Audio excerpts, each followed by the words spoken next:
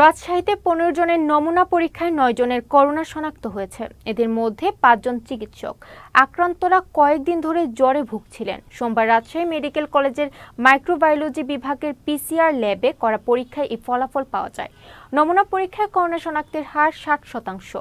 পরিস্থিতি মোকাবেলায় নতুন করে আইসোলেশন ওয়ার্ড প্রস্তুত করেছে রাজশাহী মেডিকেল কলেজ হাসপাতাল কর্তৃপক্ষ।